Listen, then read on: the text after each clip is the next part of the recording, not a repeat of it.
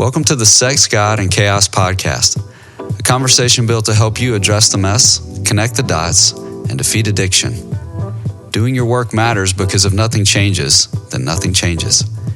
Life is tough and we're here to help. I'm your host, Ben Derrick, and as always, I'll be joined by Roan Hunter. Let's jump right in. You know, one thing I appreciate about this podcast is we're willing to talk about the things that most people are unwilling to talk about. It is, it's kind of scary in a way because, we might get canceled or something. But we would get canceled. How would we get canceled? I don't know. Yeah. I mean, it could happen, I guess. Yeah, I've been canceled before. Yeah, I'm sure. Multiple times. Legitimate canceled. Yeah. I wear it as a badge of honor. Yeah, I think in some ways. I don't know if I could actually. I probably shouldn't tell that whole. No, I won't tell that story. Yeah.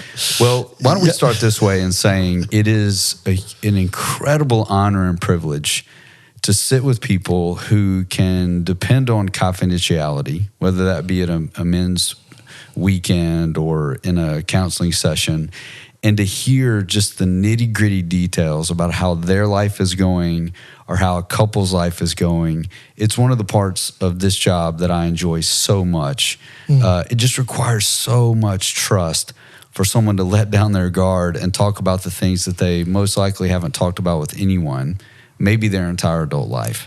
It's like the inner workings of human beings.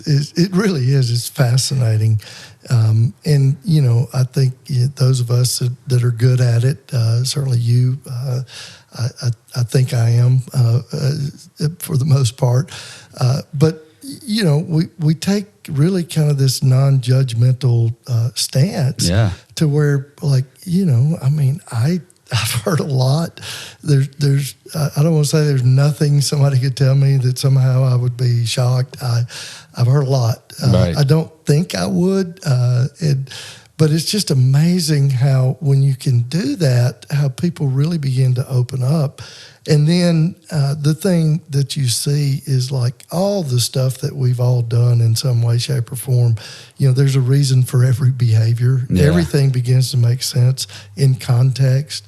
And if we can just simply kind of maintain an attitude of acceptance, people will begin to open up. But it's rare where they have the opportunity to do that. Yeah, and it almost has to begin contractually. Oh, yeah. This is a contract and we know the parameters here.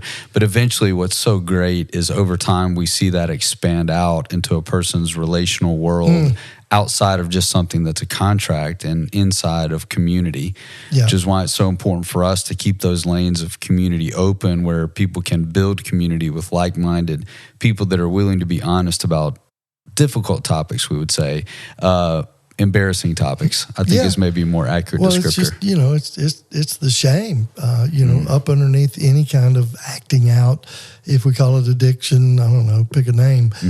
But, there's shame, anger, resentment, and control.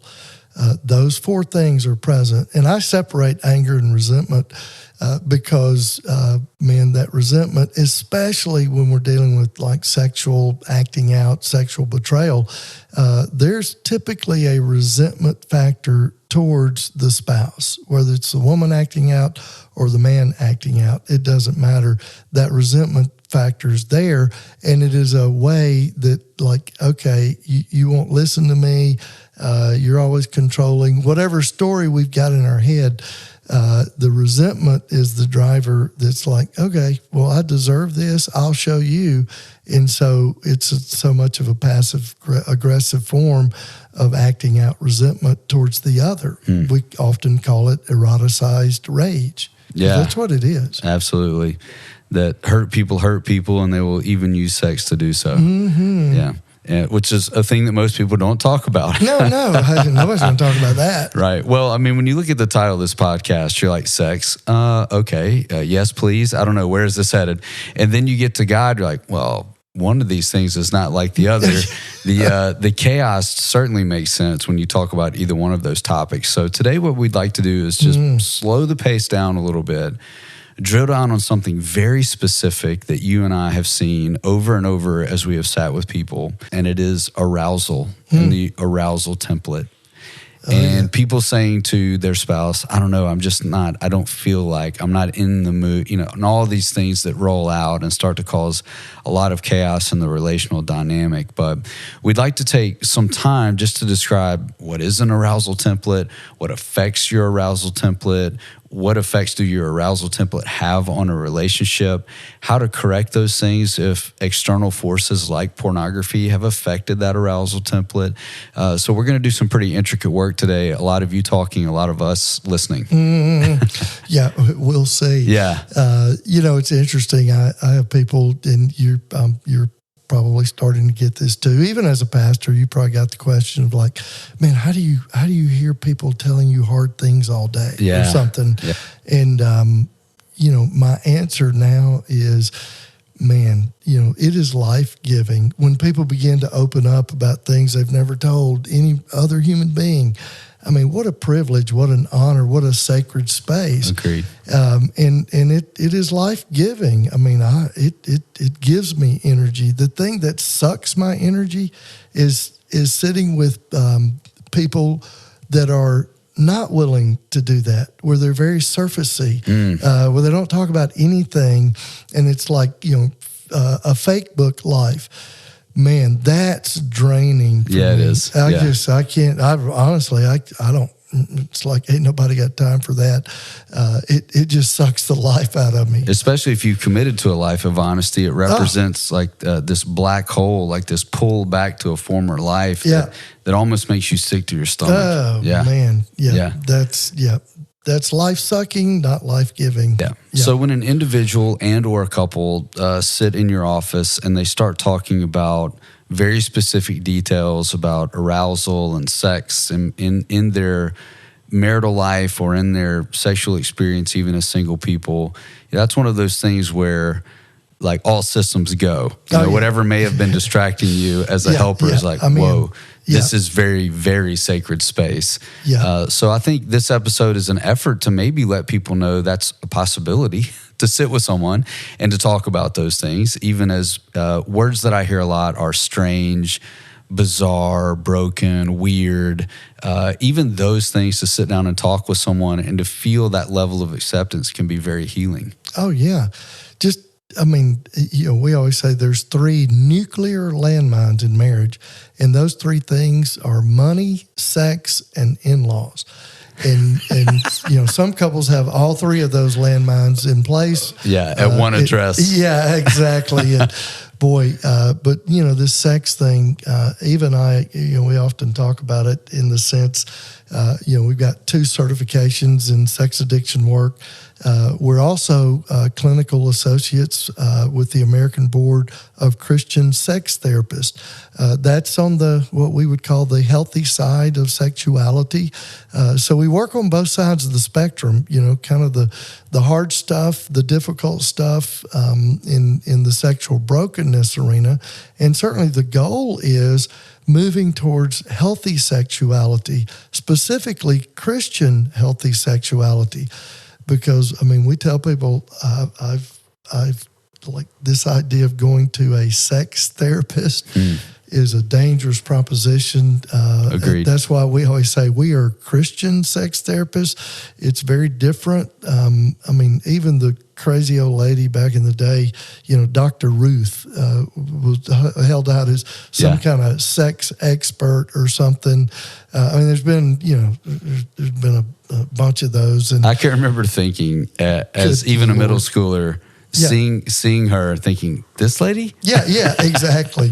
And then, some of the stuff that she would say, obviously it's not coming from where we're coming from, and that is certainly a biblical worldview, a faith-based, integrated approach with clinical counseling, because this idea of sex is fraught with peril. And you just look around at our culture today, and we see, again, kind of our podcast title, Sex, God, and Chaos. But we see the chaos that has ensued from kind of this free fall with sex that started in the 60s and the sexual revolution. It goes back to even prior to that, Sigmund Freud, and then Dr. Alfred Kinsey, and kind of this... the birth of the porn industry. Right? Yeah, in America. Hefner, all of it, that is like Jupiter aligned with Mars.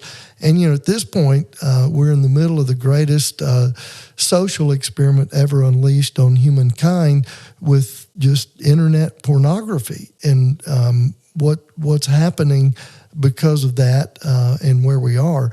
And, I mean, it is changing sexual norms. It's changing everything. But, it started really back with, Freud came along and all these others along the way that have paved the way for just ultimate chaos in a society that's disconnected, devoid of the divine creator. And anything outside of the created order is always problematic. So let's talk about this for a second. Yeah. Let's just pause here, because I can tell that our listeners are like, whoa, this feels like a different episode. So as we're talking about pornography, the prevalence of pornography, we're talking about arousal templates. These are real things that are affecting real people in real relationships.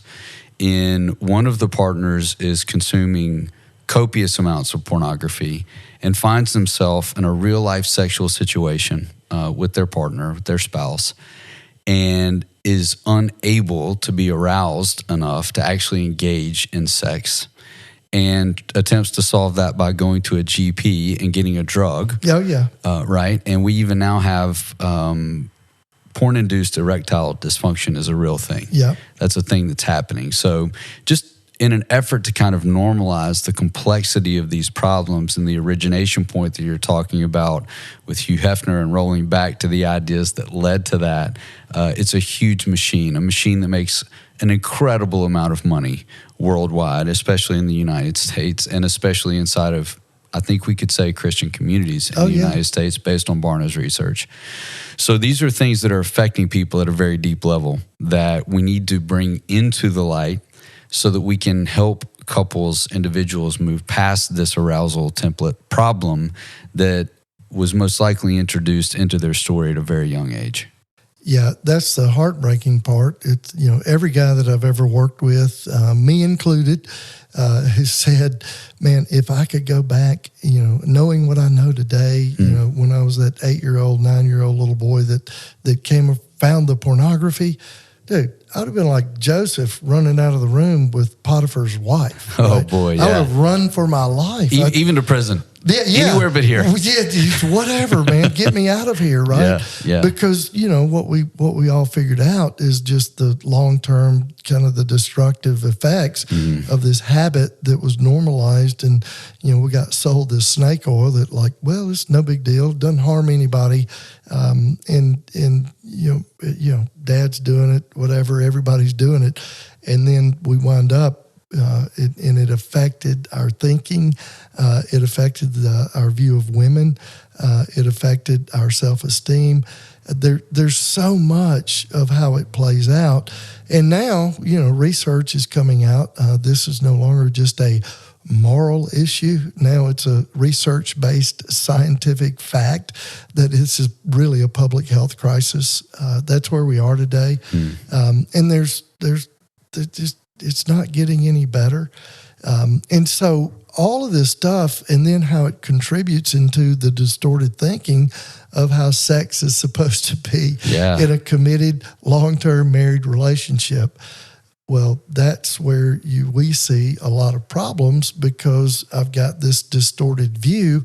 And then you get into, the mechanics and the positions, and, the couples want to ask about this and that. And, I don't think we're a PG rated podcast. No. But one of the things, that things come up and couples will ask about, they'll ask about anal sex. Oral sex. Yeah, oral sex, all the different stuff. And, we have conversations about that. And anal sex, where even I come down with that, there are some even Christian counselors that talk about, well, if it's, both, if it's agreeable, consensual, and mutual, then anything goes. Well, we just call BS on that because, that, particular act it's straight out of porn. And it's not natural. It's not, we always say it needs to be natural and organic.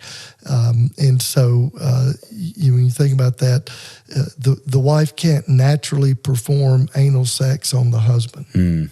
Oral sex is different, right? Yeah. And again, that's just, we'll get, cover your children's ears. How many children are listening to a podcast called Sex God? Let's hope if we are being played in the carpool line, it's before the children are picked up, right? That's the goal. Yeah. But that's you taking the dive into those sort of conversations that are really important, but real. Operate in the shadows, right? And can cause an incredible amount of pain and confusion just the inside strife. a relationship. Yeah. Even frequency around sex.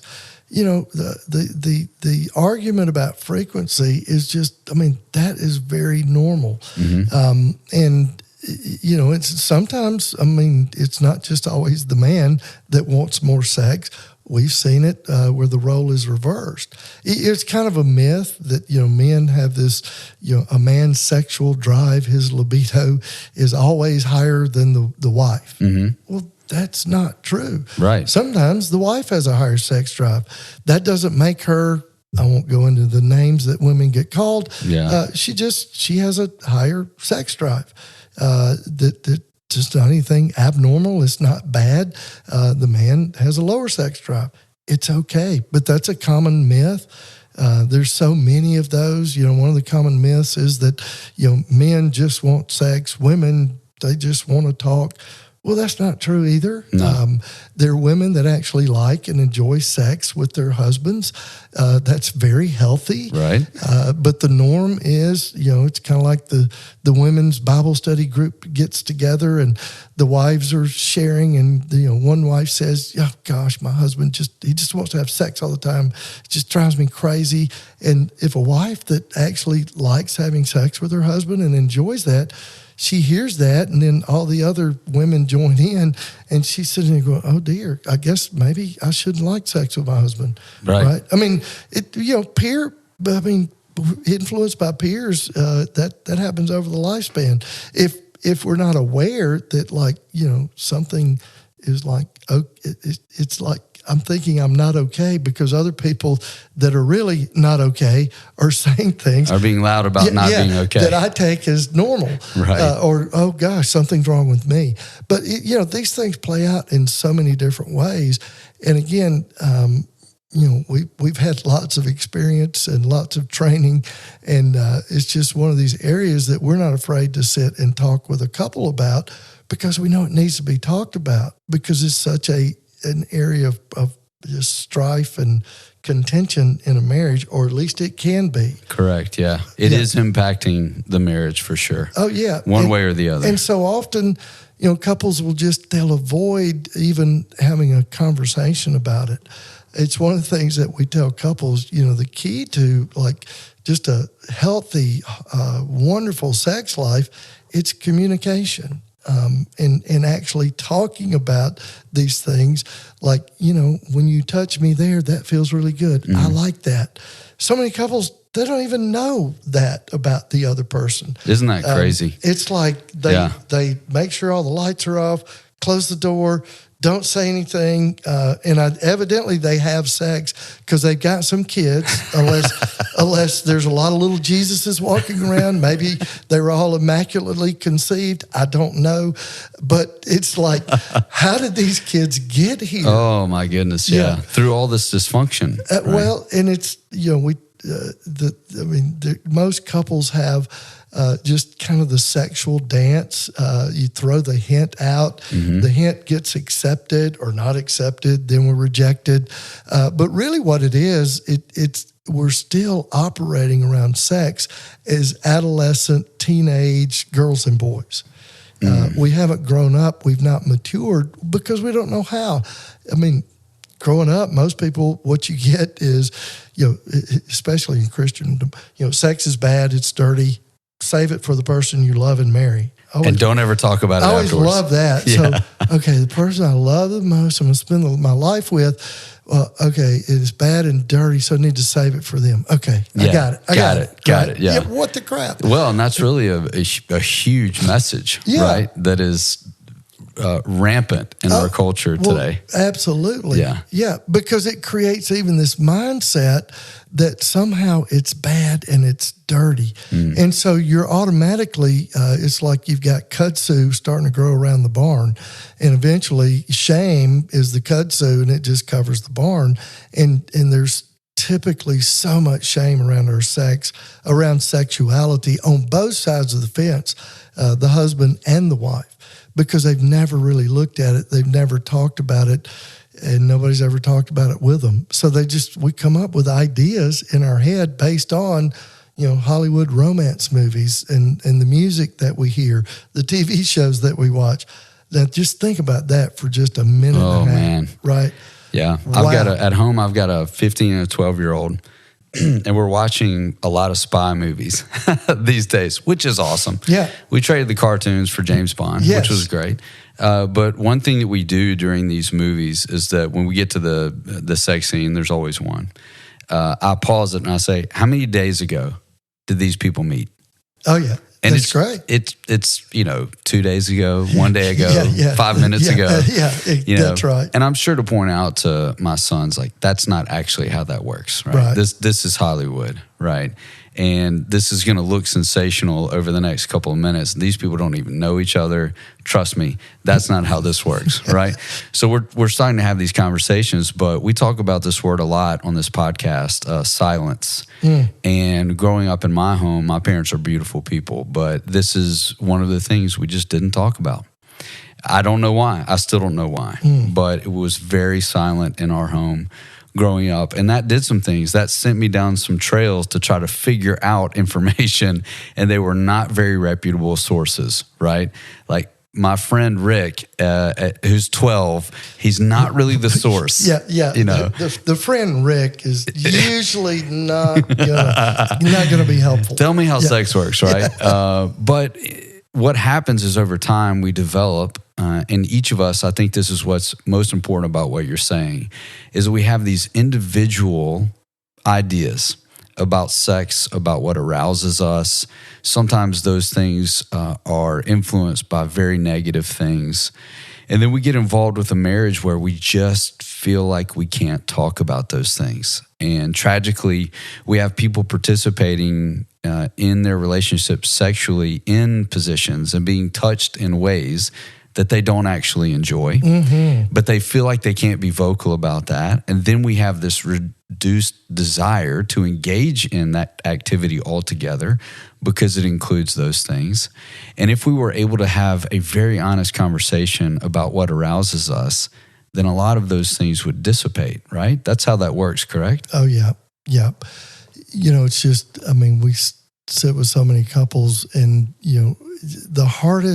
the thing to work with, I think, or at least one of them, is a guy that is, I will term it this way, even though I don't like the term sex addict, but he's a full-blown sex addict within the marriage.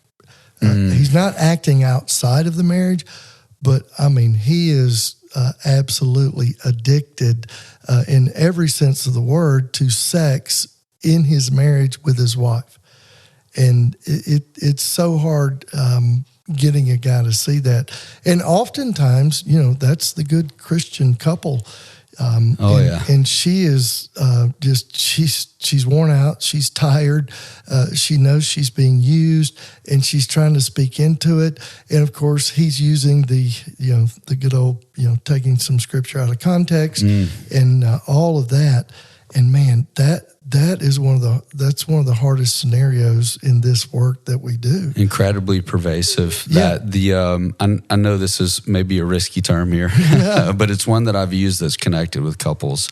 The male is using often a vaginal validation method. Yeah. That's how I feel validated as a man. Yeah. And it's your job to validate me that way as a man. Oh, yeah. We will, sometimes we use the term vaginal masturbation. Zero connection. It's all physical. Yeah, it's just a release. It's nothing more. And he is simply trying to deal with his own anxiety, trying to reduce his emotional distress by going to acting out. And it is full-blown acting out, because sex devoid of emotional connection, it's not intimacy. It's not true intimacy. And it will certainly do a number on a marriage. And that's why these things are so important to talk about. Because over the long term, a wife that's being used in that way, she's going to wind up being a pretty angry, resentful woman. Yeah, who wouldn't? Yeah, I mean, and it makes sense. She should be. And so, these things have to be talked about, and certainly in the right place and right time. But we just see so often, and then the husband is asking for, certain acts to be performed, and the wife may not be comfortable with that, because we say everything in a healthy marriage is mutual. And that's true when it comes to the sexual part of the relationship. Mutuality is the key to a healthy marriage. And so those are things that have to be talked about. Oftentimes the wife, she may be dealing with body image issues, and she, the only way she can have sex, the lights are off, and the husband, men are visual, and he loves her body, but in her head she thinks she's overweight, and so that's a problem, right? Because now you've got two people that are like, this wonderful gift that God gives us of sex inside the confines of marriage, the way it's designed to be. And yet now we've got all this, strife. There's conflict around it. And that's why we believe it's one of those areas of the relationship that has to be dealt with and talked about, because, boy, it will kill a relationship. No doubt about it. Yeah. So my follow-up question to that is, how do you talk about it? Oh, yeah. How do you talk about this? Yeah. Maybe triggering your spouse beyond belief, or going to a place of shame that you're bringing it up. Yeah. I mean, I can imagine husband or wife talking about this particular part of sex is just not fun for me, fulfilling for me. Oh, yeah. That conversation feels like you would say it and then duck under the table. So we need to, I think, talk about what it looks like for that conversation to happen in a healthy way. Yeah. In our work with couples, we take, it doesn't matter what the couple's coming to see us for, sexual brokenness or not, where we always start is a series of questions. We just call it owning your story. And it goes back as questions about mom and dad, and then questions about money, what you saw growing up, questions about God, how was God modeled, what was it like, in family rules, family roles. And then there's a whole big section on sex and sexuality, like childhood years, growing up. Because that's where the stuff has gotten formed because of either the misinformation, the bad information, the terrible information, the destructive information, or the silence. I got nothing. Nothing. But man, we're coming up with a story about it in our head. And so the questions are just simply designed to get each individual in the coupleship to begin to examine that part of their life. And so often they never have, and they don't really understand, why, I can only make love with the lights off and the sheets pulled up and all of those types of things. There's always reasons for every behavior. And then we get into, over time, we talk about arousal template, because again, sometimes that gets formed in it's pretty amazing how something that would seem fairly benign can actually become part of an arousal template. And every individual has one. Okay. The arousal template And I'll just, an easy example. This was when I was doing groups living in Atlanta. There was a guy there, and he had a sandal fetish. Now that, when you say that, it sounds like, oh, wow, that's a creepy guy, right? Yeah. But it was like, women in open-toed sandals was part of his arousal template. Okay. As he talked about that in group, how that became like part of his arousal template, I can't remember how old he was. It's been years ago.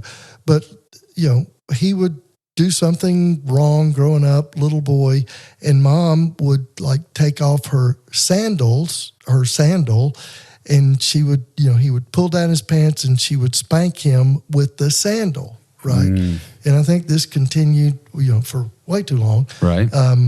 But it, probably 7, 8 years old, at that age, we don't need to be spanking our children with sandals. With shoes, But so him pulling his pants down, even when you're spanking a child and pulling down their pants, that's a humiliating act, right? And there's shame associated with that. It's something we need to think about because it can certainly, that can morph into something that's not good in the long run. Right. And so this shameful, humiliating act coupled with the open-toed or with the sandal, that got linked in his arousal template as far as the thing that would excite him, because that's how this stuff works. Yeah. I think, the more arousing an act, the more shameful an act. It's like when you think about it in terms of dopamine rush, something that's more taboo or shameful creates a lot more excitement and dopamine chemicals going off in our brain. So it's almost like the more shame, the higher the arousal. Wow. And so this shaming act coupled with nakedness, sexuality, and sandals, boom. So that was part of his, a big part of his arousal template. Yeah. Which is problematic because there's sandals everywhere. Yeah. Kroger in the springtime. Yeah, exactly. What do you do? What do you do? Yeah, that's right. That's pretty intricate work, though, being able to connect all those dots, connect them. And it's probably not going to be done, in the living room or over dinner. Yeah. Yeah. Probably in order to really, figure out arousal template, that's work that's I think done with a therapist that knows how to do the work, and just a lot of it's connecting the dots. Yeah. Because again, when you just look at that, when you hear about it, you go, oh, that sounds weird. However, when you think about it, go, dang, that makes a lot of sense. Yeah. And I think that's the phrase I was thinking as you were talking earlier. That makes a lot of sense. Yeah. That makes that make a lot of sense, right? Oh, yeah. So would you recommend couples sitting down and asking the question of each other, some version of, what is your experience of sex with me? And being open to the answer to that question. Yeah, I think it's an important question. Part of our problem is we've got to get over our egos when it comes to sex. I'm out. Especially as men. Love my ego. Yeah. But I think that's an important aspect because, I want to be a great lover in every sense of the word, like Jesus, right? Jesus was a great lover. And some people are going to go, he is saying that Jesus was having sex. I could hear it in my mind. Yeah. The Baptists are going to be writing you letters, not me. Yeah. But it's like, no, Jesus was a great lover. And I think, certainly the gift of marriage, the sexual part of the relationship is part of what it means being a great lover. And I'm not talking about mechanics and performance and anything like that. I'm just simply talking about loving someone well, which is a challenge for all of us as human beings, I believe. Certainly it is for me. Working on it. Yeah. But it's just the idea of like, I want to be able to emotionally connect with the person that I'm most intimate with in my life. I want to be having conversations with that person about every aspect of my life. And certainly the sexual part of the relationship is one where we should be having honest conversations and, getting feedback around that from the person that we're like doing that with is probably a good idea. Yeah. But if we've got a fragile ego when it comes to this, then chances are I'm going to be hurt. I'm going to be rejected. I'm going to get into my feels and all of that. Right? Yeah. I can tell you're talking about the man right now. I can see it all over you. If men had a superpower, this is, I believe, a men's superpower. You know what it would be? It would be pouting. And sulking. Sulking, yeah. Going in the corner, sucking my thumb. You can do that for years. Oh, gosh. And, it works so great. There's so much that happens when we do that. Oh, right? But we keep trying it. Oh, yeah. So I think being able to transition the conversation hypothetically as people are rolling through this, not starting to talk about how can we mutually orgasm, which is like, that's the main goal. Oh, there's another myth. Yeah. What we're trying to do is mutually connect. Yeah. And to get to a place inside of your relationship where you can say, if there's something going on that I'm doing or that we're doing that's keeping you from being able to connect, let's figure out how to get that out of the way. Exactly. Right. And again, it boils down to just communication, non-judgmental communication to where we can talk about whatever we need to talk about. That idea of like mutual orgasm, it is amazing. The thinking around like somehow that is the goal in lovemaking, in the coupleship. Mm-hmm. I love it when Eva looks at the wife, looks at the husband, and she says, your orgasm is your responsibility, not the other person's. Right? Oh, man, that is like a therapist mic drop right there. It is, right? Yeah, and I think a lot of the guys hear that and go, oh, well, yeah. Exactly. I could go masturbate, Yeah. No, that's not what she's saying. She's talking about in the relationship together, we don't have to achieve orgasm. And part of it is, like it's not uncommon where orgasm, women can have difficulties achieving orgasm. However, it's one of those things that can be worked with, and usually what we see there is a husband that's like just doesn't know how to do emotional connection because so much of female arousal is that. And if she doesn't feel safe and secure in the relationship, she's probably going to have some anxiety around the lovemaking. Right. So again, it's like everything begins to make sense when you talk this out.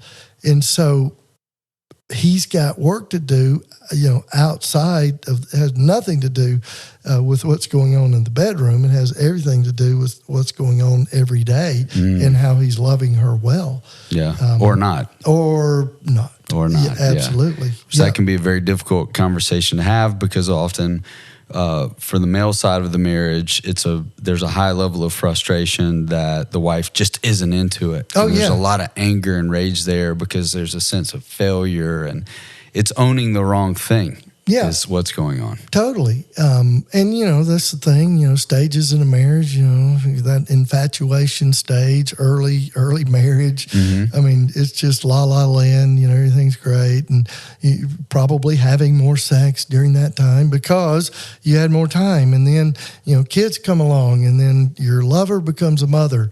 And for so many men, boy, that can create problems because, we talk about in our just working around sexuality. There's this kind of concept of the Madonna and the whore. I think Freud wrote about this, and there's certainly some truth in that. It's like the wife that becomes the mother is now she's no longer kind of the lover, the erotic, point of your romantic fantasies, because now she's mothering and she's distracted and you're not all that anymore because baby's here. And men sometimes have a really hard time with that. And what you'll see is it will affect desire. It will affect arousal. But again, those are things that we may not even be aware that that's going on. We just know we're kind of pissed. Yeah. when people sit with me, couples sit with me, I'll often ask this question: who taught you about healthy sex inside of a marriage? Just give me a name, any name, pick a name. Yeah. I have yet to have anyone at a pastor level or at a coaching level, counseling level, give me a name. Doesn't happen. It doesn't happen. So I then explained to them, okay, so you just been flying blind here, both of you? You just been flying blind, hoping this was going to work out. You know, you've heard about this magical destination, but no one's ever showed you how to get there, where it is, none of that. Oh, yeah. And that realization, I think, helps a lot of people. And then the second layer that I start walking people through is, well, what has affected your mentality about what that looks like? One of the most frightening statistics that's coming out now is that premarital sex is on the decline. A lot of that because of pornography, but a lot of that because the results of that pornography is the first sexual experience, especially for the female, is often, and we're selective about this word, very traumatic because it's mimicking porn. Yep. So let's fast forward that's the first sexual experience, and then there's essentially anorexia in that, not because of faith reasons, just because I don't want to have that experience anymore. It's terrible. Right. Yeah. And then the anxiety that's on the bride of, I'm about to this is about to re-enter my life. What is this going to be like? You know? And this is how we start the marriage. Yeah, and you know, some of the tragic stories or how marriages started, the honeymoon sex and kind of what happened. Yeah. And that kind of, you know, sets the course for the sexual part of the relationship. And a lot of times it is not good. And then the couple just kind of rocks along and somehow some kids come along, but they never go like talk to somebody to work that through, to figure that out, to resolve that. Because, you know, honeymoon sex oftentimes is like, you know, two kids on the playground, you know, wrestling over a, you know, football or something. Nobody knows what they're doing. The guy thinks he does because he's watched a lot of porn. Yeah. And so he's got it figured out, and then he's trying to act that out. And, you know, she's probably seen porn because nowadays, you know, it's everywhere. Yeah. The streaming services. It's just there. Young guys are telling young girls, like, this is what real women do. So she's trying to do that, be that, and she's not, doesn't know how. And it's just, it's a disaster. That happens more commonly than what people realize. It's not the Hollywood romance rom-com version of sex on the honeymoon. Yeah. It's usually bad. So something that you say, you don't say it very often, but you actually have said it on this podcast, that you are evasexual. Oh, yeah. Part of that, I would assume, means that you have learned your wife sexually, her arousal template. You've been curious enough to hear what that is, right? Yeah. You know, I think it's one of those things that, especially young couples, where do you hear about a married couple that's been married 40 years and like they actually love each other, they like each other, they like spending time together. Now, we're not perfect. I mean, it's a marriage. We get sideways, right, believe me. But we've got the tools and the skills to be able to work through that. But also, it's like the sexual part of the relationship is absolutely beautiful. I think it's kind of the way God designed it to be, of like, man, the way that sex in a marriage is supposed to work, you know, with lots of practice and lots of communication. Man, there's nothing better, nothing greater than that. And I mean, so many couples, they don't even, where do you hear that message? You don't. Yep. And so, you know, all the stuff that even I've been through and dealt with in our own marriage, and the work that we've done, you know, it's all worth it. I mean, Eva says it, I say it, I wouldn't trade anything for it. I mean, it was hell on earth at times. However, we hung in there. We continued plugging away. We continued doing our work. And again, not that we've arrived, but man, it's pretty darn good. When you start to engage in that, you essentially separate yourself out and make yourself a 1% kind of marriage. Yeah. When you're able to engage in these conversations and figure out in the ceremonies I used to do as a pastor, the wedding, which we could do a whole episode on weddings. But I talk about the joy and the mutual submission that is marriage.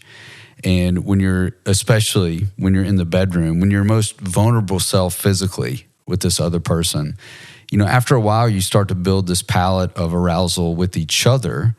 And that becomes something that is a very sacred and secret part of what goes on inside the marriage. Other people don't know you that way.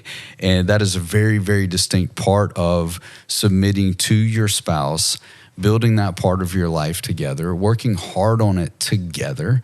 It's not one person. I mean, if you're yoked together and one person is pulling very hard, the other isn't, you're just going to go in circles. And that's a lot of what marriage feels like sexually for so many people. We're just going in circles. And the first conversation, let's be as frank as we possibly can. The first conversation around this is probably going to be difficult. And it may be unwise to have that first conversation alone with the two of you. Oh yeah, it's definitely going to be awkward. Yeah. There's no doubt. But what we've discovered just in our own journey is the more that we can talk about it, the more that we avail ourselves of the resources that are out there. And today there's lots of great resources, whether that's a therapist or, again, it needs to be biblically based, right. Like some counselor coming from a Christian worldview. But there's great books just from Christian therapists that honor, kind of our faith. And we believe that it kind of is the way it was designed and created to be from a healthy sexuality standpoint and what that looks like in a Christian marriage. So let's talk about that just to wrap this episode up. Maybe some resources. Uniquely, the work that the Lasers have done about the basic desires of the human heart plays a big part in this conversation normally, doesn't it? Oh, yeah. Mark and Debbie Laser's book, The 7 Desires of Every Human Heart, it's a great resource. Mark's book, How to Talk to Your Kids About Sex, Age-Appropriate Conversations for a Lifetime. That is my go-to recommendation for parents in order to be able to talk to kids about sex, because most parents don't, and it needs to be talked about. The great thing about Mark's book is like the questions where I talked about earlier, this idea of owning your story and questions around sex and sexuality. Mark has that in the first chapter. Because chapter 1. He believes as we do, and he believed, Mark passed a couple of years ago, that like you can impart healthy to someone in an area that you are unhealthy around. And that is just, that's true in every walk of life, right? Man, does that connect to our previous conversation about helper trauma? Oh my gosh. Why didn't you say that last episode? Okay. Let's edit that back in. Yeah. But it's certainly, that's one reason that's our go-to book that we recommend. And then just another great resource, our longtime counselor, Dr. Doug Rosenau. Doug wrote Celebration of Sex. That book came out, funny story, that book came out around 98, I think. And I saw Doug all those years, and, he's working on that book. And, I always ask him, like, Doug, am I going to be a whole chapter? Just, my crazy story. But, Doug, that book is, when it came out, Christian bookstores, it was shrink wrapped, right? Because it had like charcoal pencil illustration drawings of like, helping couples understand positions and those types of things. Oh, yeah. Yeah. I remember this resource because someone on the sly gifted it to me and to my wife.